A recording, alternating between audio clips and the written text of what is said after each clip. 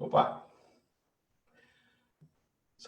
Boa noite a todos. Pedir para o Marcos e o Eduardo já estão online. Boa noite, Marcos. Boa noite, Eduardo. Obrigado pela presença hoje. Vamos dar início a uma nova edição, né, do Confiança Invest Talks. Opa, peraí que eu estou... Só um minutinho. Só um minutinho para acertar uma coisa de som aqui, peraí, por favor. Então, vamos dar início, né, a uma nova edição da Confiança Invest Talks. Hoje vai ter a participação, né, do Marcos Pereira, CEO da Sextante, e do SNEL, né, do Sindicato Nacional dos Editores de Livro, e do Eduardo Vilela, um book advisor que assessora pessoas, famílias e empresas na escrita e publicação, né, dos seus livros. A Confiança Invest ela foi formada inicialmente em 2017, atualmente estrutura, investe, desenvolve negócios de diversos tipos, né, em diferentes estágios, desde early stage até a fase do pré-IPO. A gente atua em verticais de tecnologia, imobiliário, florestal e energia. Já estruturamos cerca de 24 bilhões de investimentos em startups e projetos desde 2018. Né, e a Invest Talks foi criada justamente para informar e formar pessoas, né, sobre diversos setores, né, de atuação. Então, são algumas regras gerais aqui sobre a nossa live hoje. O Q&A no Zoom já está aberto, né, para ser utilizado ao longo da conversa. No Facebook, os participantes poderão inserir perguntas, né, pelos comentários. E tanto no Q&A do Zoom como nos comentários do Facebook, as respostas vão ser feitas por nós aqui ao vivo, né, sem digitação das respostas, ok? Os participantes poderão curtir as perguntas que acharem mais interessantes. Caso tenhamos muitas perguntas, isso vai nos ajudar, né, a selecionar as que mais são do interesse, né, dos participantes. A gente vai ter 3 blocos temáticos hoje, tá? Modelos de negócio, inovação e tecnologia e tributação, né, que é um assunto muito importante hoje, né, que a gente vai estar discutindo aqui, né, os impactos, né, dessa nova tributação que está vindo assombrar aí o mercado editorial. Né? Então, eu vou passar a palavra ao Marcos e depois ao Eduardo, para que eles possam se apresentar rapidamente. A melhor pessoas para se apresentar são eles mesmos. Tá bom? Então, passo a palavra aqui para o Marcos. Muito obrigado pela presença, Marcos. Obrigado, Gustavo. Boa noite para as pessoas que estão nos ouvindo. Boa noite, Eduardo. Prazer em te conhecer. Enfim, que bom estar aqui, falar de livro. O ano que vem completo 40 anos de carreira no livro. Comecei a trabalhar com meu pai quando eu tinha 17 anos. Eu tenho, enfim, meu avô era o editor José Olímpio, quer dizer, então está na família há muito tempo. Como editor da Sextante, a gente tem vivido aí uma história muito vitoriosa e muito fascinante, né, de conseguir, enfim, publicar para um público amplo e trazer o livro, né, para uma quantidade maior de pessoas. A gente vai estar falando hoje de vários aspectos, tanto de inovação, tecnologia, tributos, enfim. Aí tem o meu outro lado, o meu papel mais institucional. Desde 2004 eu sou presidente do Sindicato Nacional dos Editores de Livros, que é a entidade que, enfim, representa os editores, que luta pelo livro, né, pela difusão do livro, da leitura. Acho que esse é o maior papel, a maior missão. Então, acho que vai ser uma boa hora aqui com o Gustavo e com o Eduardo e com vocês participando aí no nosso chat. Maravilha. Então, Eduardo, pudesse se apresentar. Bom, boa noite a você que nos assiste, Gustavo, Theo, toda a equipe da Confiança, muito obrigado pelo convite, uma grande honra. E você, Marcos, para mim, participar dessa live com você é uma grande honra, porque você é uma das principais lideranças e cabeças do nosso mercado editorial. É uma inspiração para mim, inclusive, em muitos aspectos. Né? Então, eu tenho 16 anos de carreira no mercado editorial.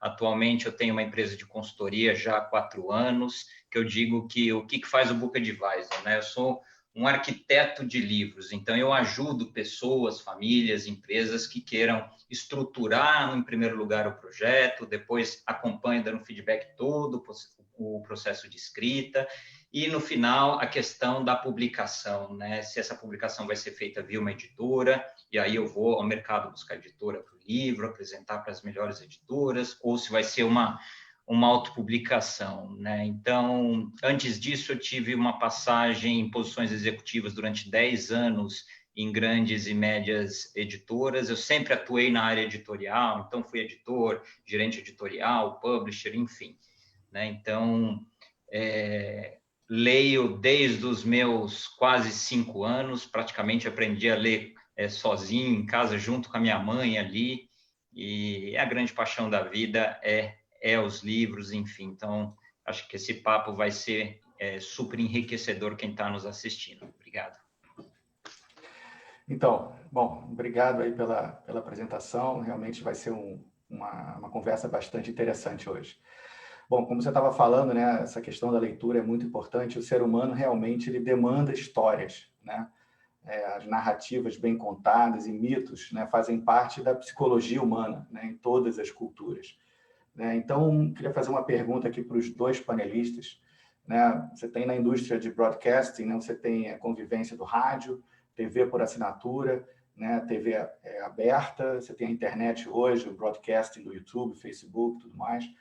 Né? Tudo isso convivendo, né? nesse momento. Né? E o livro, o audiobook e o livro digital, eles podem, de fato, coexistir? Né? Então, se pudesse começar contigo, Eduardo, por favor. Eles podem coexistir? Olha, com certeza, aliás, eu enxergo esses formatos, né, como novos mercados, e eles, cada um desses mercados, inclusive, eles podem ter uma excelente complementaridade. Eu, quantas vezes, já não presenciei familiares, amigos, enfim, que começaram lendo um livro, lendo um e-book, e a pessoa decidiu comprar o livro impresso, né? Então, eu acho que isso eu não vejo com essa coisa, essa discussão de, olha, o e-book, o audiobook vai matar o livro impresso. Não. Pelo contrário, esses formatos todos, eu vejo que eles trazem um potencial de inclusão fantástico, porque em qualquer país você vai encontrar pessoas que não têm hábito de ler um livro impresso. Então, quer dizer, essa pessoa pode, num trânsito, num transporte, numa ida e volta ao trabalho, ela pode escutar um audiobook, é uma coisa fantástica, e ter acesso ao conhecimento, não se privar dele, né? Então assim, essa questão da praticidade também, né? Hoje o tempo é a moeda mais valiosa da nossa vida. Então se eu estou na consulta de um médico e não lembrei ali esperando de pegar o meu livro, está na minha bolsa, na minha mochila, eu tenho um e-book no aplicativo do meu celular. Olha, fantástico, né? Então, é assim que eu enxergo como mercados distintos e em muitos momentos complementares. Eu só queria complementar, eu estou olhando vocês dois aí, eu sou o único que não tem a biblioteca atrás, que é uma vergonha, mas é porque a minha posição aqui, esse quadro aqui, o artista já valorizou uns 30% a quantidade de lives que, né? Eu adorei isso que o Eduardo falou, quer dizer, assim, você está lendo um livro em e-book, mas você quer ter para botar na estante aí atrás de você. Pois né? é. Você quer ter o exemplar. Isso acontece muito. O audiolivro acho até um desafio maior, Gustavo, porque em termos de narrativa, né, a experiência sensorial, tudo bem, você pode dizer o papel, o cheiro e tal, mas fundamentalmente decodificar um livro escrito no papel ou no aplicativo ou no reader é a mesma experiência, né? Você tem que ler e entender aquilo, interpretar, pensar e tal. O audiolivro é aquela coisa de contar a história para você. Então, ele é uma experiência diferente que exige um trabalho artístico adicional, né? Porque você não é uma narrativa monótona, você tem que ter uma narrativa emocionante. Às vezes, a narrativa do próprio autor, isso é uma coisa que tem funcionado no mercado americano, inglês, alemão, né? muito, né? Você ter oportunidade de ouvir os seus autores falando. Eu concordo plenamente com o Eduardo. Eu acho que essas coisas, no final de tudo, e é por isso que tudo é reconhecido como livro. Exatamente. O livro não passa a ser só o produto, né? O livro é o conceito. Exatamente. Bom, Gustavo, Eduardo, só uma complementação aqui desse assunto, que eu estava pensando aqui, né? A convivência de todos esses formatos, ela tem uma coisa maravilhosa ao acessar, ao proporcionar um acesso maior de pessoas, é maravilhoso para nós, profissionais do livro, editores, autores, quer dizer, você tem um efeito de boca a boca com esses vários formatos para o livro fantástico. Então, quer dizer, se fala mais sobre o conteúdo e ele se difunde com mais velocidade, assim penso eu, né? Exatamente.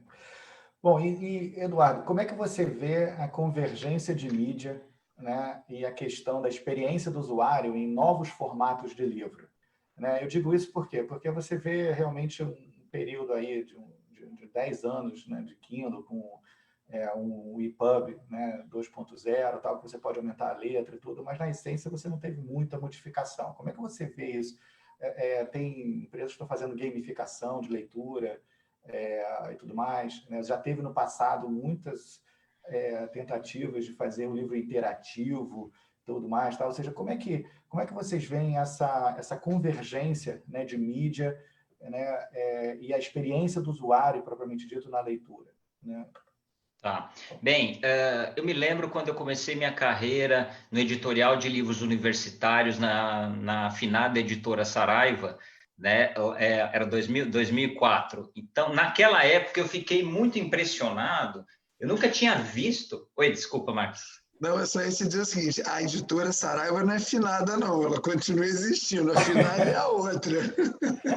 Não, pois é. Não, mudou, foi comprado essa coisa toda, né? O Somos, enfim.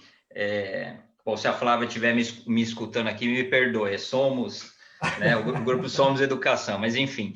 O que acontece? Naquela época, eu fiquei absolutamente maravilhado, Gustavo, porque eu cheguei no editorial que estava ali na época fazendo a transição de lançar o livro impresso universitário que vinha com um CD acoplado com conteúdo extra, planilha, você pensar um livro, por exemplo, de matemática financeira, né? E aí a gente fez uma transição de criar sites acoplados ao livro, ou seja, aquele site trazia muito conteúdo extra, tanto para os professores como para os alunos. Então, eram slides de PowerPoint, eram planilhas de simuladores, exercícios, vídeos dos autores aprofundando o conteúdo em cada um dos capítulos. Então, quer dizer, você veja, naquela época, isso foi de uma inovação e os professores e alunos adoraram aquilo. Por quê? Porque naquela época a internet a gente já estava ali naquela transição de sair da internet a lenha para uma internet um pouco mais veloz, né? Então, quer dizer, aquela experiência foi muito positiva, eu vejo de uma forma muito otimista a convergência de mídias, quer dizer, olha que coisa legal, vamos imaginar um livro de ficção no futuro. Eu ainda acho que nós estamos ainda tem muito para acontecer com o conteúdo digital, mas vamos pensar, um livro de ficção, imagine você lendo ele num dispositivo eletrônico, num e-reader, aí aparece um personagem com uma holografia, esse personagem conversando com você, você clica num trecho, abre um vídeo, aí de repente você clica em outro trecho, escuta uma música. O que eu percebo é que o leitor, ele quer cada dia interagir mais com o conteúdo. Então, acho que o conteúdo digital vai permitir essa maior interação, essa quase que, penso eu, no futuro, quase que existir uma cocriação do leitor entrar na história ali de forma não passiva, mas muito ativa, né? Então, é basicamente isso que eu enxergo. Eu vejo de maneira muito otimista. Aqui a gente começa a mostrar a geração né, coisa geracional. Quer dizer, aqui eu começo a acusar a idade, porque eu acho que a gente tem, sem dúvida, né, quando surgiu o e-book e a gente olhou o produto, né, e disse, uau, então o produto não é uau. Ele parecia ser uau, mas ele não é uau, ele é só igual, ele, como você falou, né? Você tem recurso de voz, que é uma coisa bacana, principalmente para quem é deficiente visual. Você tem aumentar a letra, que também ajuda. Tem muita gente que tem deficiências menores, né? Que o simples aumentar a letra já melhora. Mas, como a gente estava falando, é a mesma experiência de você ficar no seu cantinho, descobrir aquele lugar que é seu, e você ler e você imaginar. Eu não tenho certeza se a trilha sonora, se a holografia, se isso vai acontecer. Por outro lado, eu vou te dar um exemplo de um autor que a gente publica, que eu adoro, o Ken Follett. O Ken Follett, ele escreve uma ficção histórica em que ele coloca os personagens dele dentro de situações que existiram. Então, ele tem um livro, Coluna de Fogo, é um livro que se passa lá no período elisabetano, e você tem a perseguição dos cristãos, e a briga com os protestantes, e várias cenas que ele relata no livro, eu parava de ler e vinha para o computador e abria o YouTube, ou abria o Google e ia pesquisar para ver se como é que aquilo tinha, que referências iconográficas existiam.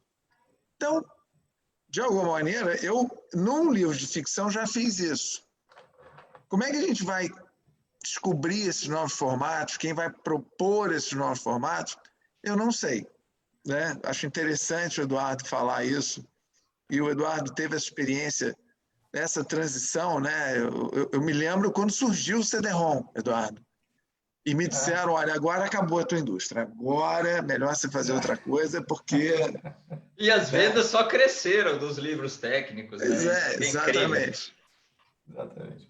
Mas então, Marcos, você enxerga as editoras investindo diretamente no desenvolvimento de novos formatos de livro, ou elas se apoderando de formatos novos desenvolvidos por empresas focadas em tecnologias? Vocês mesmos criaram, né, o Outbooks, né, de audiobooks, né? Então, se você entra no site da Sextante, está lá Outbooks direto, tal, uma chamada bem forte até, né, para isso, porque justamente são livros num novo formato, vocês estão investindo. Você vê isso como um movimento das editoras de buscarem essa inovação? Porque é uma indústria secular, é uma indústria tradicional, secular, um produto secular, né? Mas que se renova, né? Você vê ele aos poucos. Assim, quando você pensa na existência do livro, 10 anos de e-book não é nada, né? Você vê, as pessoas falam, mas mudou pouco. Poxa, mas são só 10 anos, em 500. Né? Então, assim, como é que você vê esse processo dessa evolução e se as editoras vão investir ou vão, sei lá, comprar serviço disso? O que você acha? Eu acho o mercado editorial muito conservador, né? Eu brinco que eu sou o mais jovem dinossauro do mercado editorial. Quer dizer, assim, os dinossauros mais velhos, assim, era a geração do meu pai e tal. Eu sou o Horácio do mercado editorial, aquele dinossaurinho do Maurício. Do Maurício de Souza. Do Maurício de Souza. Eu acho a nossa indústria assim, muito reativa. Né? Não acho que ela seja uma indústria propositiva. E, né, é aquela indústria que diz o seguinte, não, se a gente puder continuar vendendo livro de papel e tal, a gente vai ficar feliz. Aí vem o e-book.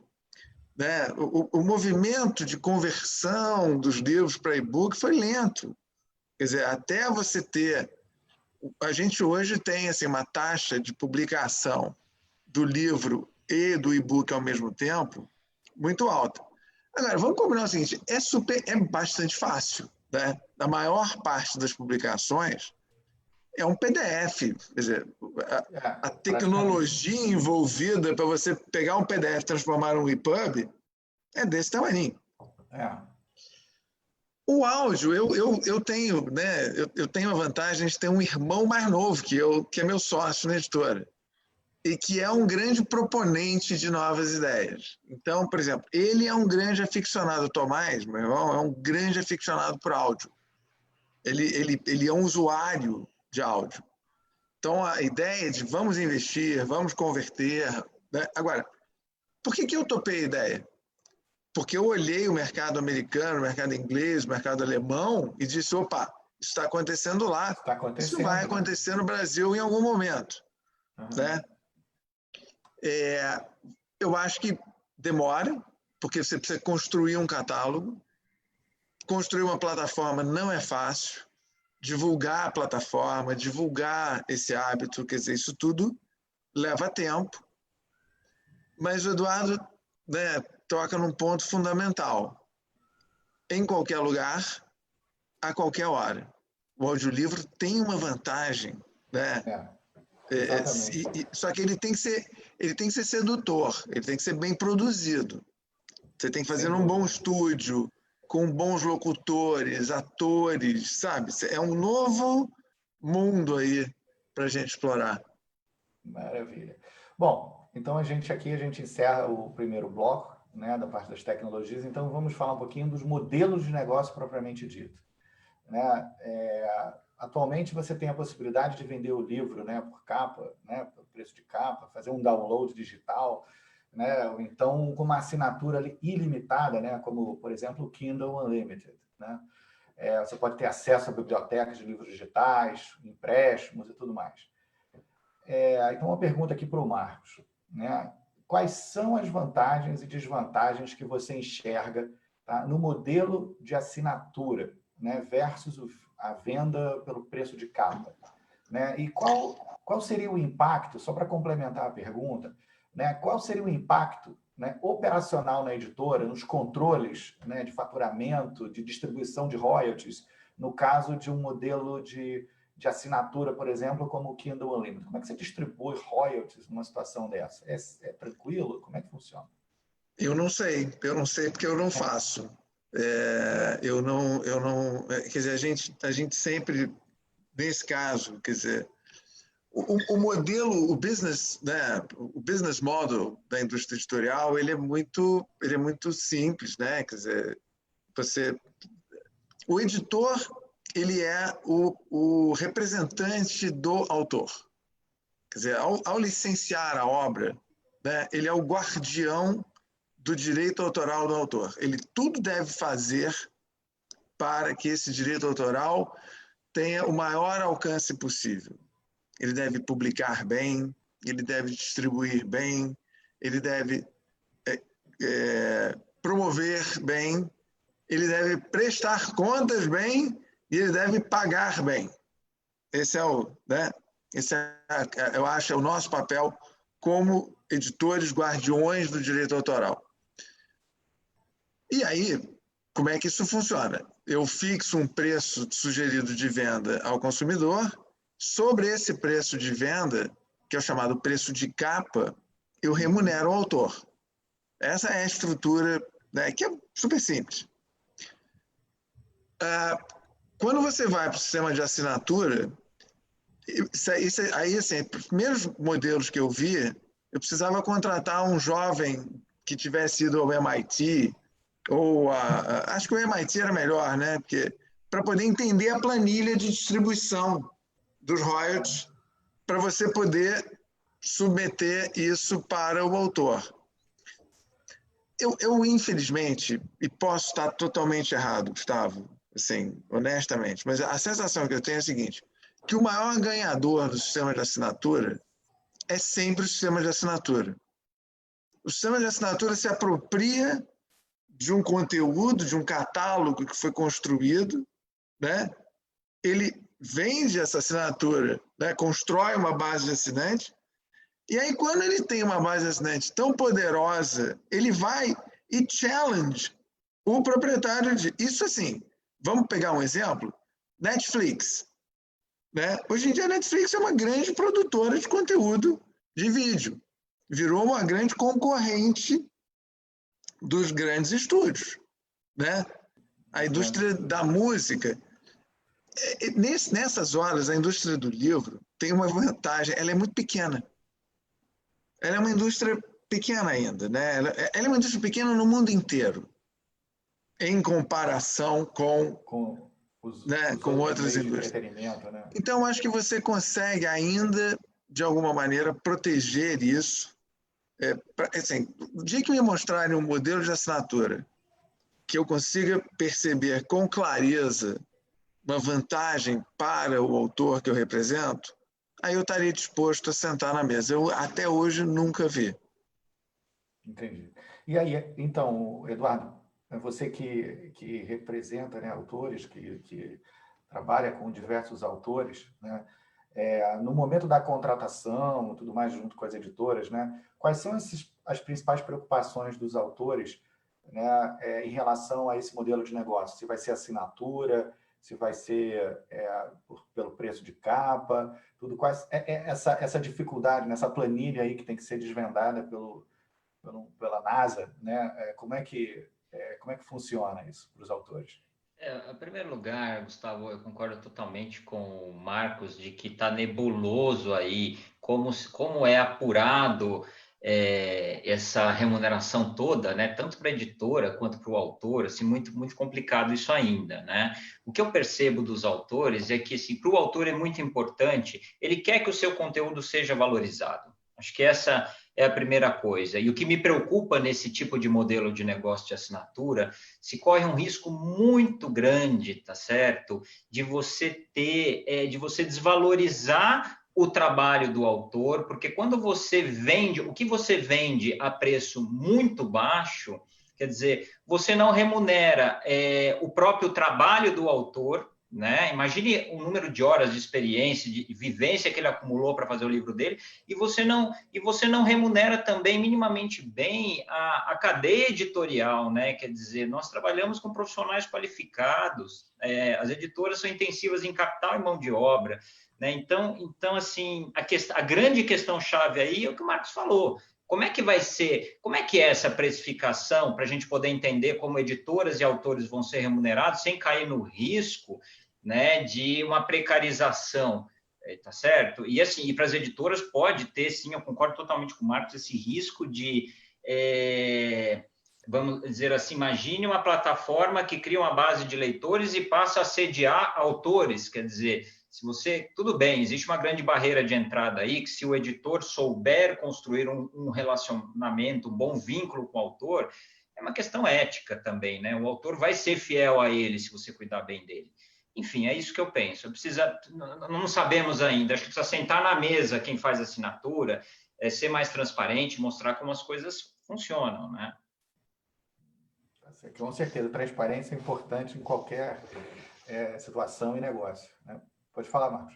Você está no Não, é mudo. só porque vou te dar um exemplo. Quer dizer, lá na Alt, né? Você mencionou a Alt. A gente teve uma discussão na Alt sobre a questão de assinatura. Enfim, nós temos outros sócios que disseram, olha, não, pô, tá, o mundo está indo para assinatura, a gente precisa acompanhar isso.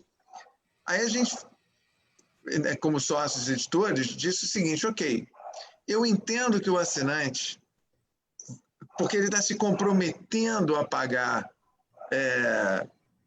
assim, 12 livros por ano, desculpa o cachorro aqui atrás, eu vou tentar resolver esse problema. Ele vai ter um desconto, ele vai poder pagar um preço menor do que o valor de um audiolivro tradicional.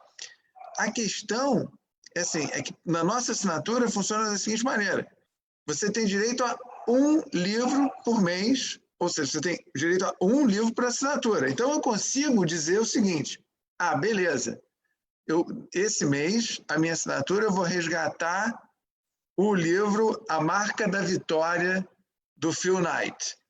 E aí, beleza, eu pago ao Phil Knight o valor referente àquele livro. Quer dizer, você consegue fazer uma associação de compra e venda, né? Então, porque esse é um modelo que para mim funciona. E agora, então, dentro dessa linha da assinatura, da editora também participando, né, do processo da assinatura de alguma forma, né? Como você falou, às vezes a empresa que detém a assinatura é que está crescendo. Hoje em dia a Amazon está sendo questionada, né, até sobre questões de monopólio e tudo mais, uma pressão enorme lá no mercado americano em relação a isso também. Mas aí, com relação à fidelização, né? Ou seja, você acha interessante, quer dizer, a assinatura, ela traz um elemento, né, para o modelo de negócio que é muito interessante, que é a fidelização, né, daquele cliente, né? Então, você consegue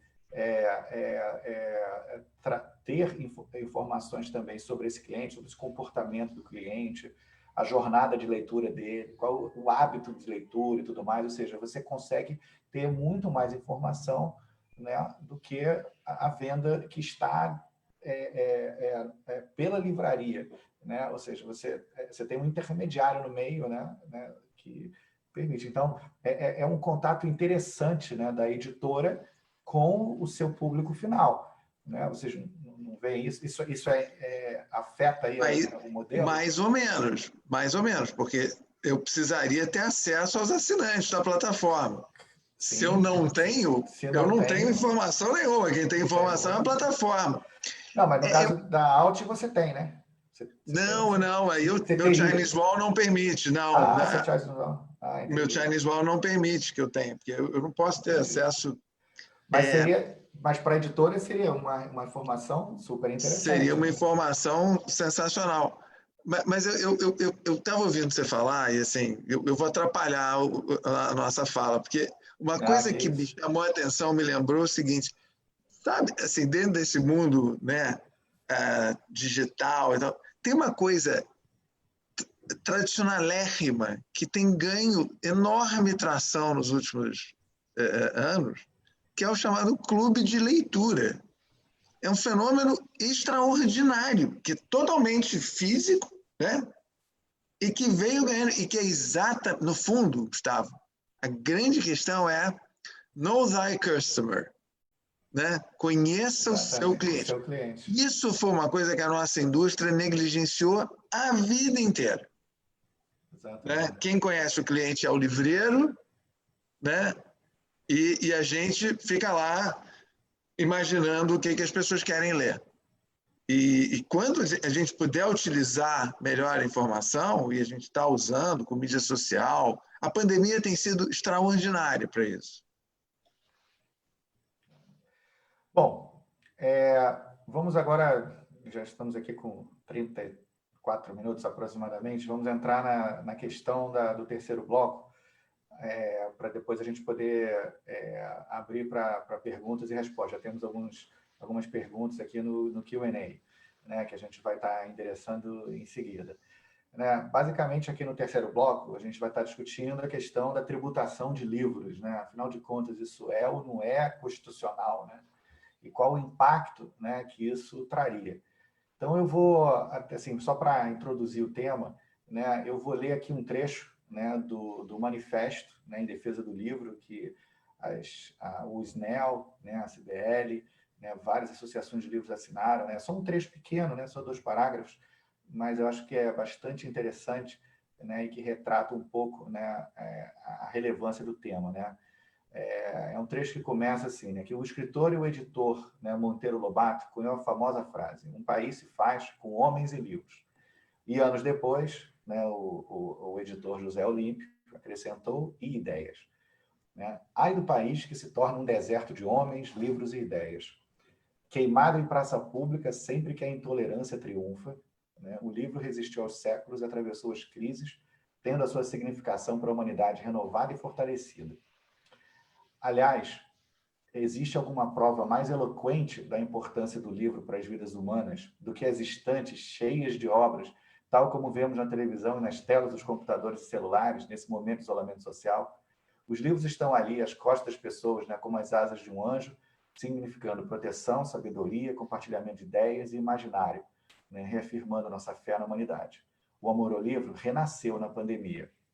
Daí a homenagem aqui também da gente ter... A gente mudou o nosso pano de fundo padrão, né, com a marca da empresa, colocando justamente, né, esse significado, né, todo dos livros, né, nas nossas costas. Né. Então, será que, inclusive, tem um ponto interessante, né, sobre essa questão da tributação, né, é que o próprio governo é um grande comprador de livros. né? Então, o próprio governo vai aceitar pagar mais pelo livro, né? Então, o que a gente pode esperar disso, né, do nosso Congresso em relação à nova CBS, Marcos? Gustavo, assim, a nossa causa tem sido extraordinariamente bem aceita pela sociedade. A gente tem hoje um abaixo-assinado chamado Defenda o Livro, que está chegando a 900 mil assinaturas, totalmente espontâneo, quer dizer, não foram as entidades do livro que fizeram. Esse final de semana eu fiquei vendo, as pessoas ficaram me mandando os depoimentos que saíram no Instagram, que saíram no Facebook, quer dizer, as pessoas se manifestando, fazendo depoimentos lindos, né, sobre o livro. E tenho conversado muito com parlamentares, enfim, a gente fez esse manifesto, te agradeço a leitura e especificamente o trecho que você escolheu, que é muito bonito. Eu acho que a fala mais chata é a fala jurídica da imunidade, enfim, mas a imunidade, ela existe pelo que você leu. A imunidade do livro é um reconhecimento da sociedade brasileira da importância do livro. E por isso é que essa imunidade existe na Constituição, né? E o que a gente está discutindo aqui nesse momento, tecnicamente, é se a CBS é uma contribuição ou se é um imposto. E aí você deixa que a Receita Federal decida se isso é justo ou não é justo. Honestamente, eu acho que a gente necessita uma reforma tributária. Mas eu não quero viver num país em que a Receita Federal decide esse tipo de destino, né? Quero viver numa sociedade em que o parlamento decida esse tipo de destino, em que o executivo entenda a importância do livro para a sociedade. O executivo tem sido muito negligente com o livro e com a leitura ao longo dos anos. Comprar livros didáticos, que é um programa extraordinário, o maior programa do mundo, não vai transformar a educação brasileira. Aliás, não transformou. Nós temos o maior programa de livro didático do mundo e nós somos o 57º país no PISA. A educação brasileira passa pela formação das pessoas e passa pela leitura. Os índices de leitura brasileiro também são sofríveis. E quando você faz pesquisa, eu fiz uma pesquisa com o INSPER há 2 anos, em que a gente correlacionava leitura com habilidade educacional, quer dizer, com os índices do SAEB e do IDEB, né? De português e de matemática. E nas escolas onde a gente encontrava bibliotecas mais equipadas, profissionais mais dedicados, mais preparados, essa correlação era imediata. E sabe por que em matemática? Porque quando você chega lá na 4ª série, você deixa de fazer só as operações e você passa a ter que ler o problema. Exatamente. Se você não consegue ler o enunciado do problema, você não consegue resolver o problema. Então, isso para mim é fascinante, como a gente é tão simples, de certa maneira, mas a gente ainda não conseguiu endereçar corretamente essa questão que passa pela leitura, que passa pela valorização do livro.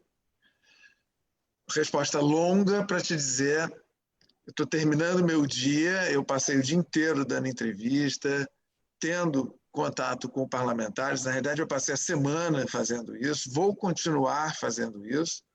Talvez eu tenha que ir a Brasília em algum momento, no meio dessa pandemia, para poder estar com alguns parlamentares, mas é, nesse momento, a minha agenda prioritária, né? Eu preciso convencer a sociedade da importância do livro e, portanto, da importância da imunidade para o livro.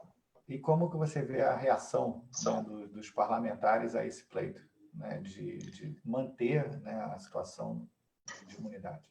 Muito favorável, muito favorável. O ministro teve no Congresso, né, na Câmara, foi lá interpelado pelo deputado Marcelo Freixo, deu a resposta, enfim, bastante infeliz sobre, né, enfim, claramente mostrando a ideia de que o livro é um produto de elite, né?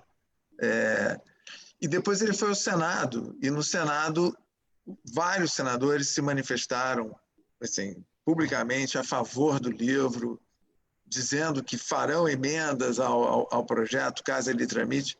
Então, isso é uma boa coisa, isso é uma coisa que me dá, assim, me dá orgulho, né, nesse momento do Brasil, de poder estar reagindo dessa forma. Isso vai acabar sendo bom para o livro. Sem dúvida, mas vamos torcer para que tenham, que seja possível manter realmente, né, essa condição que é tão especial, né, até para toda a questão da desigualdade de educacional e tudo mais, ou seja, você ter isso de forma mantida, né, no país. Eduardo, gostaria de acrescentar algum ponto antes da gente abrir para as perguntas? Com certeza, alguns, né? Primeira coisa é assim, a gente precisa enxergar o livro como um instrumento, um dos principais instrumentos de educação, de ganho de repertório, como o Marcos muito bem falou, o livro desenvolve, é uma das poucas coisas que desenvolve tão bem a parte cognitiva de um ser humano, né? Então, quer dizer, a partir do momento em que você pensa em tributar o livro, primeiro, você pode dizer assim, vai prejudicar muito o crescimento, a evolução, que já é lento ao longo do tempo, do hábito de leitura, né? Então, assim, é um desastre. Se você pensar as editoras, para quem acha que editora ganha muito dinheiro, tá certo? Isso é uma grande falácia. As editoras vivem estranguladas, sabe? Elas são, como eu disse, são intensivas em capital e mão de obra qualificada. A margem das editoras, ela é pequena comparado com vários setores. Então, quer dizer, imagine o efeito disso. Editoras vão lançar um volume de títulos menor, uma diversidade de títulos menor. Isso é trágico, você está prejudicando o acervo de conhecimento na sociedade. É uma completa assim, loucura, né? Quer dizer, então, na minha opinião, os livros deveriam fazer parte, tá certo, da cesta básica desse país, né? Então, a sociedade quis desde 2004 que o livro fosse isento, quer dizer, já foi uma grande vitória, porque nós estamos num país cujo grande parte da população, né, ainda não considera o livro um bem de primeira necessidade. Aí você vem com uma tributação dessa, você piora isso, você dificulta o acesso. Entendeu? Para quem, acho que foi o Luiz Schwartz, na Folha de São Paulo, que escreveu um artigo que eu concordo completamente. Ele lembrou o seguinte: na última Bienal do Rio, você tinha lá, acho que mais da metade dos participantes tinham entre 10 e 30 anos, jovens, lendo vorazmente lá, comprando e tal. Você imagina, e essas pessoas, sua maioria, pessoas de classe média, média baixa. As editoras não tem jeito, se tivesse tributação, as editoras são estranguladas, elas vão ter que repassar preço. E aí você vai limitar o acesso para, estou falando aqui, de milhões de crianças e jovens. Então, assim, uma loucura. Não tem outra palavra para dizer. Assim, existem setores que já estão agraciados, né, vão ser isentos, né? Transportadores, né? Ou seja, você já tem isso dentro do projeto. Então, vamos ver se isso realmente consegue ser estendido, né, para a indústria editorial. Bom, vamos começar aqui, então, as perguntas e respostas. Temos várias aqui, tanto no Facebook, temos algumas no Facebook, temos aqui também pelo Zoom, né? Bom, tem primeiro alguns comentários, né, com relação da mágica do livro, o assunto inicial, né, que a gente tinha conversado, né, justamente, né, que a mágica do livro, né, ela está na imaginação, né, ou seja, comentando um pouco sobre o seu ponto, Eduardo, da interação, ou seja, do uso da tecnologia. Basicamente, né, é um comentário aqui da Luciana, né, Braffman, né, sobre a mágica do livro estar na imaginação do leitor, né, com relação ao uso da tecnologia. Então, vocês acham, vou transformar aqui numa pergunta, vocês acham que as novas tecnologias vão impedir essa imaginação ou vão auxiliar e contribuir para você imaginar mais ainda? Quem quiser responder, fica à vontade. Eu vejo de maneira positiva, pelo contrário, não, eu acho que a imaginação sempre ganha, né? Como eu disse, quem não tem hábito de ler o e-book, ou quem não tem hábito de ler o livro impresso, por exemplo, recorre ao audiobook, certamente alguma ou muitas coisas positivas, alguém que escuta um audiobook vai ficar na cabeça e vai posteriormente pensar sobre isso. Então, mexer com a imaginação, com o raciocínio, com certeza.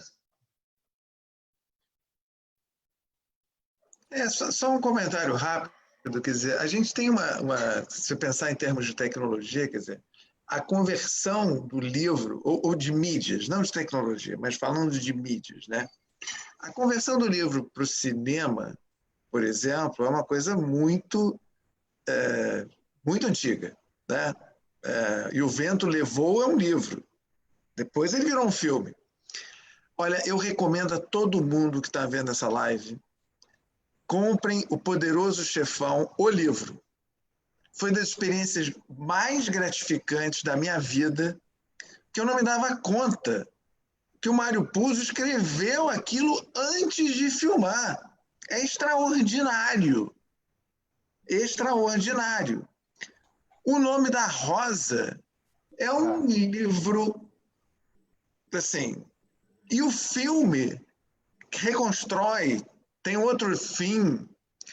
Então, assim, de alguma maneira, essa coisa da imaginação versus a outra imaginação, porque não é a realidade. O filme não é a realidade. O filme é só a imaginação de uma outra pessoa. Ele pegou aquilo ali e disse, agora eu vou botar uma carinha para esse personagem, vai ser o ator tal e qual, o cenário eu vou construir aqui meio que baseado no que eu li.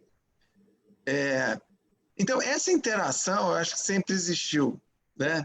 As discussões, eu gostei mais do filme, eu gostei mais do livro. O livro ajuda, não ajuda? Então, enfim, eu acho que a pergunta é muito boa. É mais uma provocação do que uma pergunta, né? E ela é boa para o debate. Bom, temos uma outra aqui com relação à assinatura, né? O tema da assinatura, tal, que ela, teoricamente, ela privilegia a leitura do que interessa, né?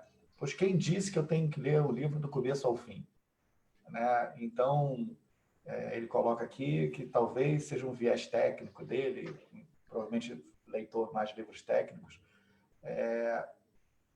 Como é que vocês veem isso? Ou seja, se o modelo de negócio de assinatura ele privilegia, né, a leitura do que interessa, tem que ler o livro do começo ao fim? Não? É porque no final da pergunta dele tem uma coisa muito importante. Quer dizer, de fato, e aí no livro técnico a gente vive um problema muito grande, que é a pirataria, né? E uma das maiores justificativas para a pirataria era assim, mas eu preciso só ler um pedaço do livro, eu tenho que comprar o livro todo, eu só vou estudar o capítulo 7 lá do livro de medicina, não vou estudar os 30 capítulos, o livro custa R$400 e aí com isso você começou a ter o advento das cópias, isso foi uma grande discussão na sociedade, e a maneira como as editoras encontraram, né, de remunerar isso foi fatiar digitalmente os livros.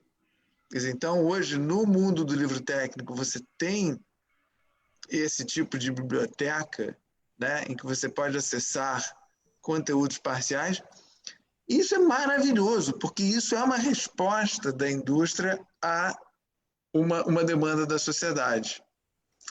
Eu acho que isso não funciona tão bem no livro de ficção, assim, em que aí o produto é uma coisa só.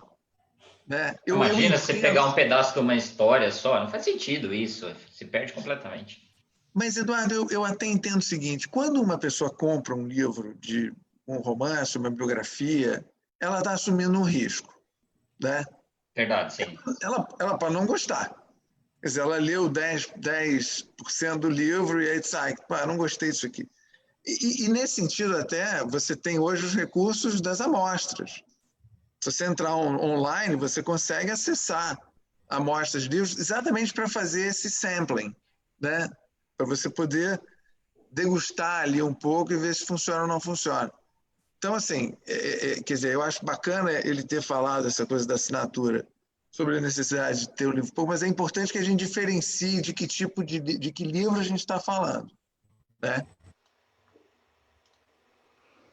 Bom, Eu tenho a mesma opinião. Acho que o Marcos cobriu muito bem, não tenho o que acrescentar. tem aqui uma pergunta pelo Facebook, né?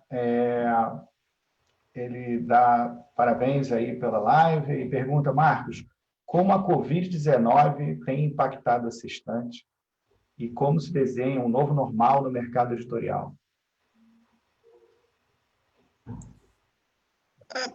Olha, a Covid-19 foi um susto para o mundo inteiro, evidentemente. Quer dizer, eu me lembro do dia que eu cheguei em casa, disse para minha mulher, a gente está em quarentena, mandei todo mundo para casa.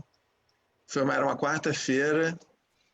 Na quinta-feira eu estava ligando para o meu irmão dizendo, olha, eu não sei se a gente vai ter dinheiro até quando, se a gente vai precisar usar os recursos do governo, se a gente vai precisar mandar a gente embora.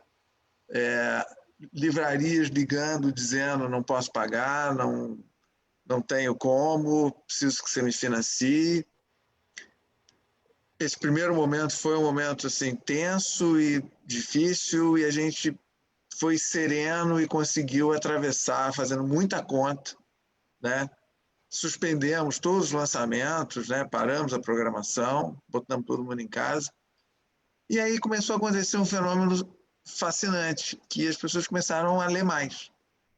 E o Brasil tem né, a nossa estrutura de varejo online, ela é robusta. A gente tem pelo menos três players muito fortes do varejo online.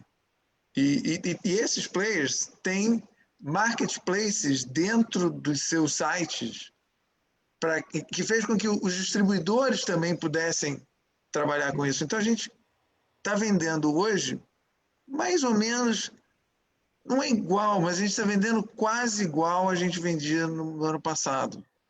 Mas só para, nesse ponto que você está falando, tem uma pergunta, justamente, né, a Gabriela, né, fez aqui, de comprar os livros pela e-loja já era um hábito crescente, nessa pandemia justamente tornou-se a única possibilidade. Será o fim, então, das mega livrarias, né, das mega stores e tudo mais?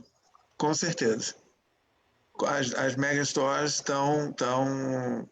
A livraria tem que voltar a ser aquele espaço íntimo que ela foi no passado. A livraria é um lugar de descoberta, é um lugar de convívio, ela é um lugar de acolhimento, né? Ela é uma experiência, ela precisa resgatar isso. Os livreiros que não entenderem isso não vão. Ela não pode ser mais um grande supermercado. As pessoas, se elas querem ler um determinado livro, a internet é imbatível. Se você sabe o que você quer ler, né? Agora, se você quer descobrir o novo, né? Se você tem o prazer de entrar e fuçar, se você tem um bom livreiro, uma pessoa que conhece livro, isso foi negligenciado ao longo do tempo. Eu me lembro quando essa que é a experiência do usuário. É a experiência do usuário. Houve uma precarização. Compra, inclusive. Houve uma precarização. Da compra, né? Total. De você falar dos livros. Total. A Livraria Cultura em São Paulo, que sempre teve assim, os melhores profissionais, no processo de expansão, ela perdeu isso. Né? Agora você bota na livraria todos aqueles negócios para você escanear. Isso passou a ser autoatendimento. Socorro!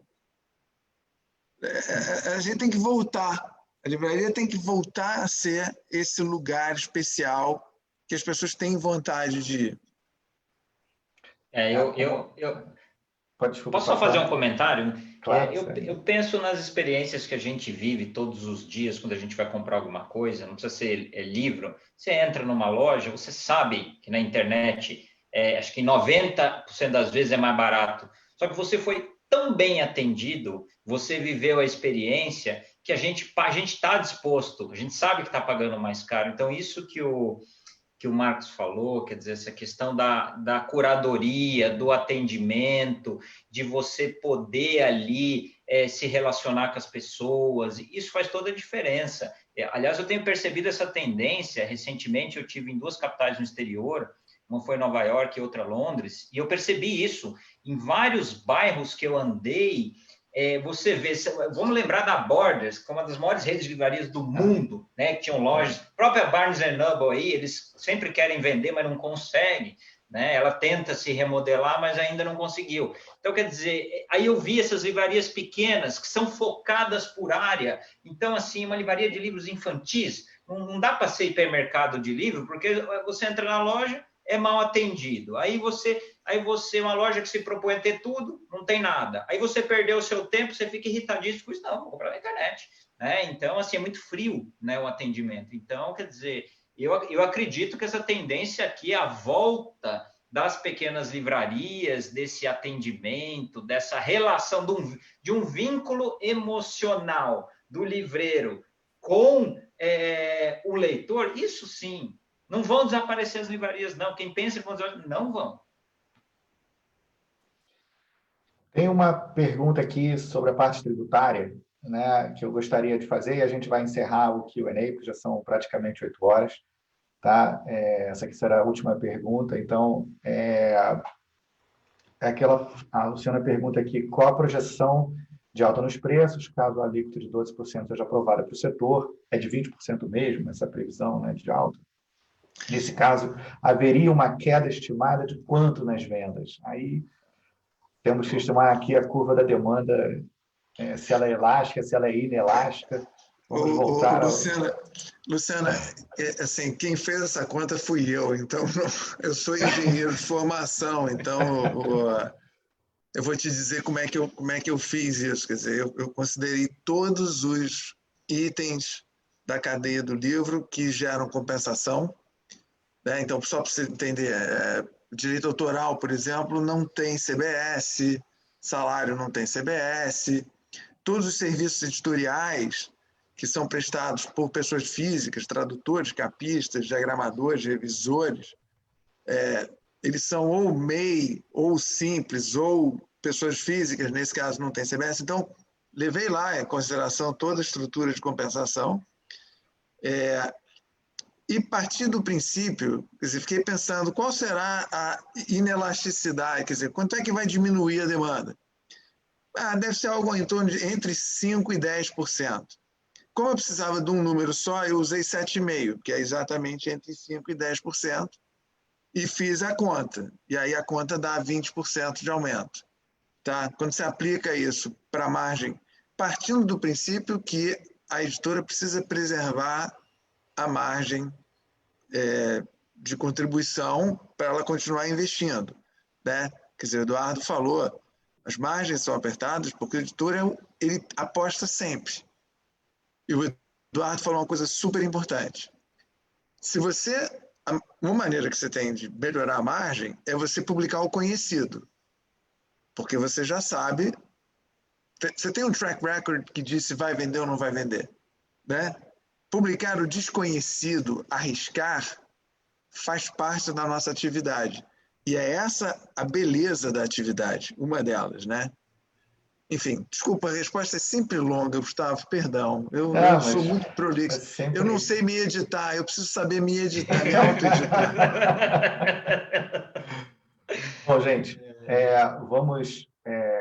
eu queria primeiro só fazer um aviso sobre a próxima, né, Invest Talk, né, que vai ser, na verdade, numa quinta-feira, no dia 3 de setembro, às 19 horas também, vai ser com o Marcelo Leone. Ele é Managing Partner da Capitalis, né, uma das principais gestoras de crédito imobiliário, com mais de 50 bilhões em crédito e, atualmente, cerca de 10,6 bi em ativos sob gestão. né, vai ser uma live justamente sobre o vertical da área imobiliária, para quem quiser entender, né, quais são as condições hoje, né, de concessão de crédito no mercado e, eventualmente, como investir também nesse setor, né?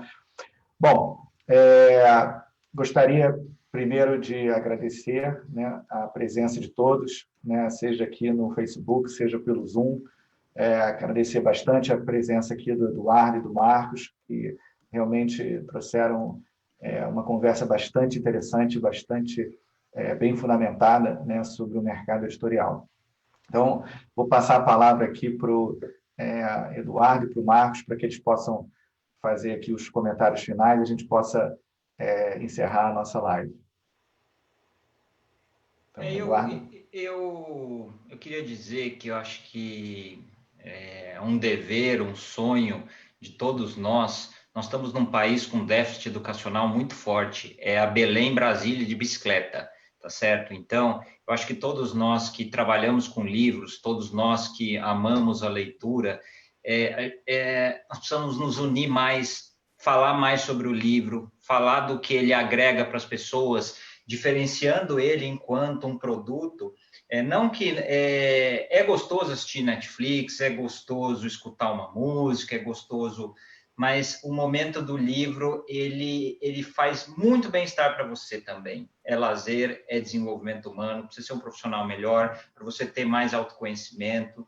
Então, quer dizer, vamos falar, vamos nos unir, vamos fazer boca a boca dos livros, vamos entender o que ele significa na nossa sociedade, porque eles estão relacionados a melhor. A gente não quer melhorar a ciência, a tecnologia, competitividade, criar relações mais equilibradas. O livro proporciona tudo isso. Então, essa é a minha mensagem. Muito obrigado, viu? Uma grande honra. Obrigado a todos vocês, você que nos assistiu, obrigado pelo seu tempo.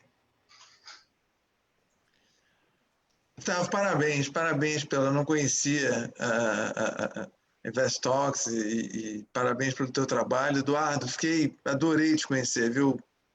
Não, você foi muito exagerado na tua fala inicial a meu respeito. Eu fico felicíssimo da gente estar aqui trabalhando juntos enfim, é mais fácil quando você é apaixonado por alguma coisa, né? Você falar sobre ela e defender. Então aqui pregamos para convertidos hoje, espero que talvez a gente tenha convertido alguns. Exatamente. Bom, muito obrigado, então, novamente. Então, uma boa noite a todos. Estaremos prontos aí para as próximas Invest Talks. Ok? Então, legal. Boa noite a todos, um abraço. Boa noite, um abraço. Tchau, Obrigado. tchau. Abraço grande. Tchau, tchau, gente. Valeu. Obrigado. Tchau, tchau. Tchau, tchau.